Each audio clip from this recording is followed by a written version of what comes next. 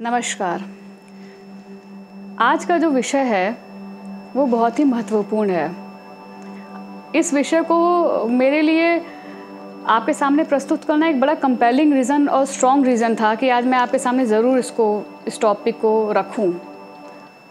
आज मैंने न्यूज़ में देखा कि हमारे बीच से एक यंग और फिट एक्टर चले गए हार्ट अटैक से। Tragic news coming in. Television actor Siddharth Shukla dies due to heart attack. He emerged, remember, as the winner of the reality television show Bigg Boss 13 and also of Fear Factor Khatron Ke Khiladi 7. Big boss के विजेता रह चुके सिद्धार्थ शुक्ला का heart attack से निधन हो गया है। अब से कुछ ही देर पहले ये खबर आई कि सिद्धार्थ शुक्ला का हार्ट अटैक से निधन हो गया है।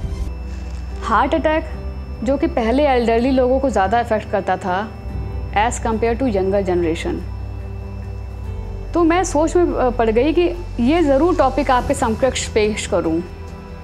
आखिर क्या कारण है, ये क्यों ऐसा पैटर्न हम देख रहे हैं आजकल। 2-3 दशकों पहले जो कि 50-60 साल लोगों को जो इफ़ेक्ट करता था वो आज 20 साल, 30 साल, 40 साल को क्यों इफ़ेक्ट करता है। आखिर कोई ना कोई तो कारण होगा ना इसका। तो इसी शंकाओं को दूर करने के लिए हमारे बीच senior consultant interventional cardiologist doctor Sanjeev Gupta आपको इस सब के बारे में विस्तृत जानकारी देंगे।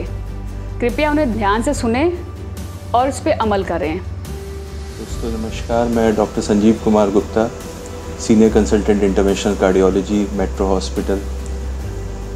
दोस्तों जब भी कभी हार्ट अटैक की बात आती है तो कहीं ना कहीं एक दिल में डर बैठ जाता है कि हार्ट अटैक कब किसको इन्वॉल्व करेगा, किसके परिवार को बर्बाद करेगा, ये बताना मुश्किल होता है। देखिए जब हम बात करते थे पहले, आज से 20-30 साल पहले, तो यूजुअली हार्ट अटैक जो है एल्डरली एज ग्रुप को 50+, 60+ वाली पॉपुलेशन को अफेक्ट करता था। कभी हम बात भी नहीं करते थे यंगस्टर्स में हार्ट डिजीज़ के बारे में। लेकिन पिछले 10 साल से आपने नोटिफाई किया होगा कि बहुत सारे youngsters, school going boys, college going boys और in the age group of 30 to 40 years जो है बहुत सारे यंगस्टर्स जो हैं हार्ट अटैक से ग्रसित हो रहे हैं। तो ये जो पैटर्न शिफ्ट हुआ है एल्डरली एज ग्रुप से यंग एज ग्रुप की तरफ हार्ट अटैक का, तो क्या कहीं ना कहीं तो कुछ जीवन शैली में बदलाव है जिसकी वजह से इतने सारे आप ये कह सकते हैं कि ये पैटर्न जो है यंगस्टर्स में शिफ्ट हुआ है हार्ट अटैक का। तो क्या हैं वो चीज़ें, जैसे अब आप समझ सकते हैं स्ट्रेस, कुछ प्रमुख कारण जो हार्ट अटैक के हम लोग पहले से पढ़ते आए हैं, जैसे डायबिटीज़, हाइपरटेंशन, ओबेसिटी, स्मोकिंग। लेकिन कुछ प्रिवलेंट कारण जो आजकल की पॉपुलेशन में देखने के लिए मिले हैं यंगस्टर्स में, जिनमें प्रोलॉन्ग नाइट शिफ्ट्स होती हैं, स्मोक करते हैं, ड्रग एडिक्शन, कुछ प्रोडक्ट्स जो स्टेरॉइड्स, बॉडी बिल्डिंग के लिए जो स्टेरॉइड्स यूज़ करते हैं। तो मल्टीपल ऐसे फैक्टर्स हैं यंगस्टर्स के अंदर जो इस बीमारी को यंगस्टर्स के अंदर प्रिवलेंट कर रहे हैं। अगर आप देखें तो पिछले 1 साल में हमने लगभग 3 लोगों की ऐसी एंजियोप्लास्टी की है जो लड़के 20 से 21 साल की एज ग्रुप में हैं। और अगर उसमें अगर हम कारण उनमें देखा जाए तो most of them are smokers. कुछ लोग जिनको स्ट्रेस लेवल बहुत हाई था, कुछ लोग जो MNCs में काम करते थे। तो improper sleep, improper diet, drugs और स्मोकिंग, ये प्राइम फैक्टर्स हैं जो यंगस्टर्स को अफेक्ट कर रहे हैं। अब बात आती है कि जब हार्ट अटैक होता है तो क्या किया जाए, क्या करना चाहिए हार्ट अटैक में। देखिए सबसे इम्पॉर्टेंट बात है कि जब भी हार्ट अटैक होता है या कभी भी कोई चेस्ट पेन होता है तो प्रॉब्लम आती है कि पेशेंट की एक्सेप्टेंस में। पेशेंट और फैमिली ये एक्सेप्ट करने के लिए तैयार नहीं होती कि उसको या उसके पेशेंट को जो है हार्ट अटैक हो सकता है या हार्ट अटैक हुआ है। तो अगर कभी भी आपको चेस्ट पेन फील होता है तो आप घरेलू नुस्खे ना अपनाएं। कोशिश कीजिए कि सबसे पहले इम्पॉर्टेंट है कि आपको हेल्प की ज़रूरत है। किसी ना किसी नियर एंड डियर वन को कॉल कीजिए हेल्प के लिए।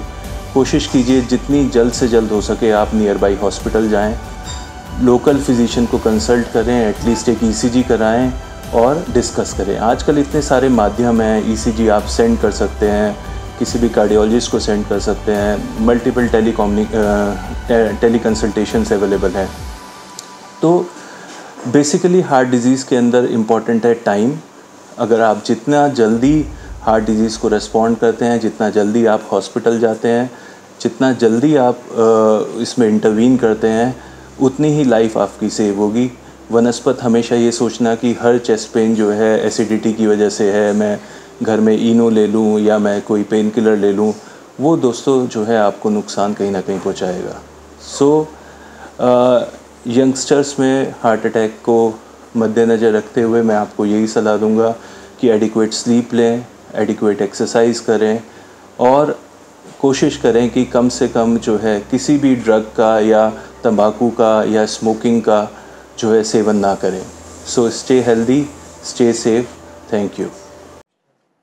जैसा कि आपने डॉक्टर संजीव गुप्ता को सुना, कितनी महत्वपूर्ण उन्होंने जानकारी दी और कितनी शंका हमारी दूर कर दी कि ये जो पैटर्न है एज ग्रुप का, जो हमने देखा है कि ये यंग जनरेशन को क्यों अफेक्ट करता है, तो ये सारी जानकारी इतनी महत्वपूर्ण है कि आप इसको आचरण में लाएं, इसको सोचें और इस पे विचार करें और इसको जीवन शैली में उतारें। क्योंकि proper diet, proper sleep, smoking से दूर रहें आप, और ये ड्रग्स वगैरह का सेवन बिल्कुल ना करें। इन्हीं सब चीज़ों को हम अगर नियंत्रण में करेंगे तो इनसे हम बच सकते हैं। और रही बात सिम्टम्स की कि हम हॉस्पिटल पहुंचते पहुंचते लेट ना हो जाएं, तो उन्होंने वो बताया है कि आप कोई भी चेस्ट पेन अगर होता है आपको, तो आप घरेलू उपचार बिल्कुल ना करें। आप नियरेस्ट फिजिशियन को आप कांटेक्ट करें, किसी कार्डियोलॉजिस्ट से कांटेक्ट करें, ताकि हम कोई भी एडवर्स या विपरीत परिस्थितियों को नियंत्रण में रख सकें, उसको दूर कर सकें, ताकि हमें किसी को खोने का दुख ना झेलना पड़े। इसी के साथ मैं ये टॉपिक समाप्त करती हूँ और ये चैनल को आप लाइक और सब्सक्राइब करें, ताकि आने वाले टाइम पे इससे और महत्वपूर्ण आपको जानकारी मैं दे सकूँ। Stay healthy, stay safe.